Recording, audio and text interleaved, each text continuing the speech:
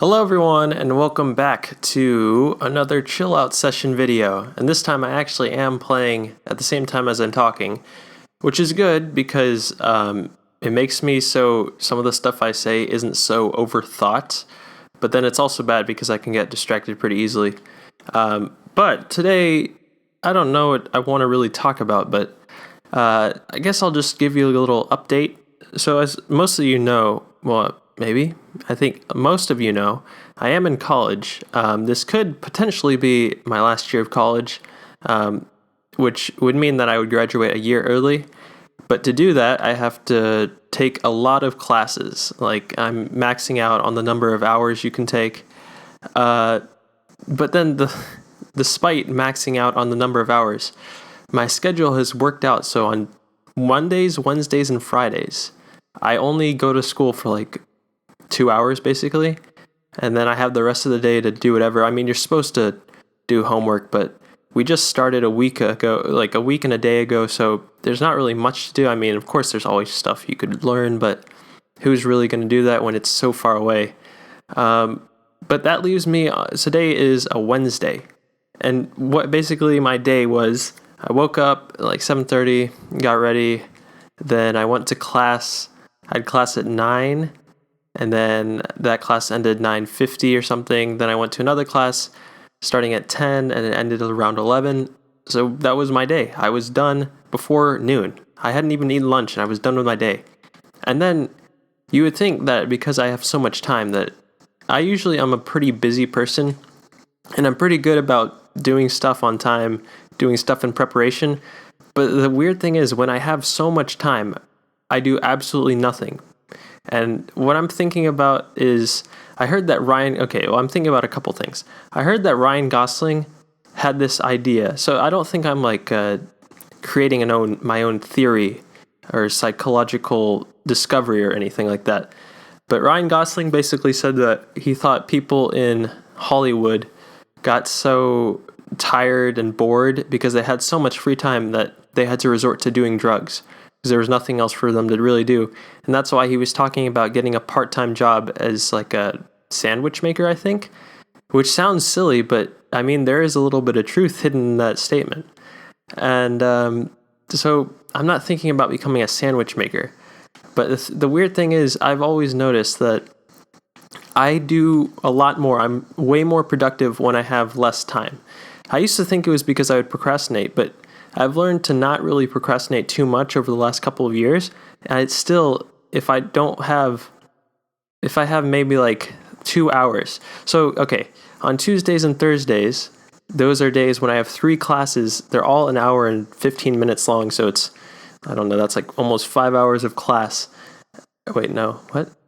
That's 3 hours, 45 minutes. So almost 4 hours of class. And I have a small break. It's small. It's like an hour and a half maybe in between my first class and my second class. And I get so much done in that hour and a half. Like today it's like 7 o'clock right now. So I've been home for around 7 hours. And I've done maybe 1/10 of what I get accomplished in that hour and 30 minutes, which is so crazy because I guess when you know that you have a timer and you have to do something, your brain just goes into overdrive and you get it done. But then when you have so much time, you think, oh, I can just put it off till later. I guess it is in a way procrastinating, but I don't know. It's so annoying. And so what I think I should do, maybe this could help some of you too if you're struggling with something like this. If I do activities, like say if I go do just I do 15 minutes of exercise, just like push-ups, sit-ups, stuff like that. Or maybe sometimes I'll go on runs. I haven't gone on a run lately. Maybe I should do that.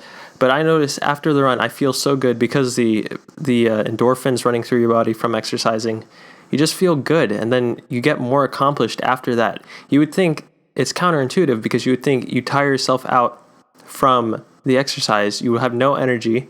Then you wouldn't get anything done, which can happen if you overexert yourself. If you're like, if you do a marathon, you're not going to have any energy left over to do something at the end. But if you only just go for an hour, maybe even like 30 minutes, that's good enough to get the ball rolling and then to get some momentum in your day. I think I read about this on Reddit, but that's why they make soldiers do they make them. They have such an importance on fixing the bed in the morning, making the bed in the morning, because it starts your day off with something successful. It's like you can say that if nothing else gets accomplished, at least I accomplished with the first task of the morning. I made my bed. That reminds me of a Jim Gaffigan quote. This was part of his comedy routine, where he's like, nothing like hitting the snooze button in the morning, a little bit of procrastination to start your day, which is exactly what you should not do, because it's really bad. It's a bad catalyst for the rest of your day. What else? Oh yeah. I was thinking about, so given that I have so much to study, and this second channel, I always don't do anything. And then I want to study, but then I also want to make videos at the same time. I don't know how you guys would feel about this, but the best way to study, or the best way to learn, I have found out over the years, is to teach other people. Which means I could, if you guys would be okay with this, I could put like explanation videos on this second channel, and I'll give you a little taste of what I'm talking about. But so I'm taking 2 economics classes, a global studies class, which is just about like globalization and stuff. An Italian class, and then did I say philosophy? I'm taking a philosophy class. So let's focus on what these would be. These would be like little lessons where I guess I'm teaching you, but really I'm using it as a study tool, because if I'm able to explain it to someone, then when it comes exam time, I'll just ace it.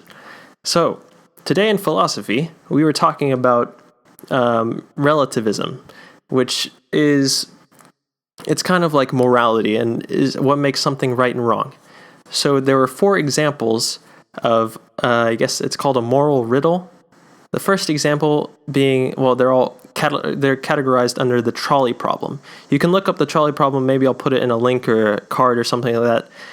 But the trolley problem starts with a situation where you are an innocent bystander on a track, and you see a train, and the train is heading towards an innocent person who's tied to the train track. So you know that the train is going to kill that person if it runs over him. Now you have the option to press a lever, which would direct the train to a different track. However, that different track has 5 people. So you would either kill one person by not doing anything, or 5 people would die if you press the lever. Now, what do you think it's morally acceptable to do? I'll tell you what I think at the end, but I don't want to influence your opinion. So if you want, you can write it in the comment section down below and tell me what you would do in that situation. Now, the second situation, you're a gifted surgeon, and you have one patient come in you have 5 patients, and they all need different organs to survive. Otherwise, they're going to die. So 5 patients who need 5 different organs. And then you have one patient who comes in who's perfectly healthy. He's just in for a checkup. And somehow you know that this patient is compatible with all the other 5. So you could give the guy's heart to one of the patients and save his life. You could give the guy's brain to another patient, save his life, so on and so forth for all 5 of the patients. However, that would mean that you kill the one patient. Now, is it morally right to kill the one patient to save the 5? If so, why? If not, why not? So that's situation 2. So you have the trolley problem as number 1. You have the surgeon problem as number 2. Now, number 3 is, I think it's called the drug problem or the antidote. And you have 100 milligrams of an antidote. You have 5 people who need 20 milligrams to survive. So each need just 20 milligrams to get rid of the disease. Then you have one guy who needs the whole 100 milligrams. Now, do you give the 20 milligrams to each of the 5 people to save 5 different lives? Or do you give the 100 milligrams to the one person and save 1 life? As always, just tell me what you think and why down below. Now, the 4th one, the final one, is called the fat man, and it's similar to the trolley problem, except instead of being able to press a lever, you see that there are going to be 5 people, that 5 people are going to get hit by the train if you're just standing there. You're standing there, on a bridge, but next to you is a very fat man. And you know that you can push the fat man and he'll die, but he'll stop the train, he'll derail the train, and the 5 other people will survive. Now, is it morally right to save the 5 people by killing the fat man? So these are all the 5 different, these are the 4 different problems concerning saving 5 people's lives or saving 1 person's life. Now, what I would say is, in the trolley problem, I would not do anything. I wouldn't press the lever, and I wouldn't save the 1 person's life to kill the 5, because I view it as a numbers game, almost, where, as a general rule of thumb, it's best to save the most number of lives. So for that reason, I would not press the lever. I would let the 1 person die, but I wouldn't kill the other 5 people, because I also view it as, if you do an action, then you're going to be killing other people, whereas the important part was that you're a bystander. You haven't done anything. It's a natural fact that if you don't do anything, even if you weren't there, that 1 person would die. But if you press the lever, then those 5 other people would die. So that's the trolley problem for me. You could have a different opinion. There's no right or wrong answer for this. It's not an objective situation. Okay, and then in the, what comes next? The drug problem, I think? No, the surgeon problem. I think it would be morally, there's certain terminology you're supposed to use. I'm still learning. I don't think it's morally correct. It's morally impermissible to kill the 1 person to save the 5 other lives. And now so you would think that if I'm thinking merely numbers, you want to save the 5 people over the 1 person as always. But it would be morally impermissible to kill someone. That's the slight difference between the first problem and the second problem. In the second problem, you would have to kill the 1 person, but then you would save 5 other lives. In the other one, you're not killing the 1 person. He's just merely going to die. At least that's how I view it. The third problem is the drug one. I feel like this one's the easiest. Well, they're not really easy, but most people have a consensus view on this, and it's just to give the 5 different people the 20 milligrams and save 5 lives over saving just 1. And the reason I feel like it's the easiest is because you're not really killing anyone in any situation, and all things are pretty much equal. It feels like all things are equal except for the number of people that you're going to save. So that's why I feel like that one is the easiest of the 4, although none of them are really easy. It's relatively easy. Now the final one is the fat man problem. In this one, in my class, we just did a show of hands to see who would actually push the fat man. And it was kind of surprising because I saw the most people, so this is a big class, like 200 people maybe, and I'd say maybe 20 at the most actually said they would push the fat man over and kill him, which I don't really see I don't see how you could be okay with the pushing the fat man but not doing the surgery one, because I feel like they're the same thing. So with the fat man one, I would not push the fat man because it goes back to not killing. If you were to push the fat man, then you would feel responsible for killing that 1 person. However, I guess you could also say that you're responsible for saving 5 lives. So that's why it's kind of like a double-edged sword almost. But the way that the textbook categorized it was, you are really, what is it, like, it's absolutely morally impermissible, so you cannot do it morally. You could not kill the fat man to save the other lives. Which I feel like, my professor didn't say what the right answer is, because there is no right answer. You just have to justify your reasoning. And I feel like that would be I don't know how you do it really as a philosopher. How would you categorize which is the best way someone is going to die? Now, this game is pretty much over, but all right, so just tell me what you think down below. That was like a little taste of what I could do. Maybe you thought it was interesting, maybe not. Some people in my class thought it was so boring, and others actually were kind of engaged. I thought it was kind of interesting just to get your thought going.